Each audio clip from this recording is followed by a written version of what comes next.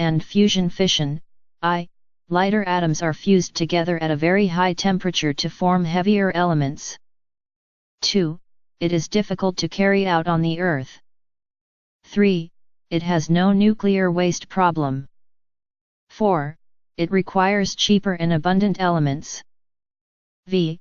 Not possible at concerning scale as high temperature is needed to start it. Fusion, I.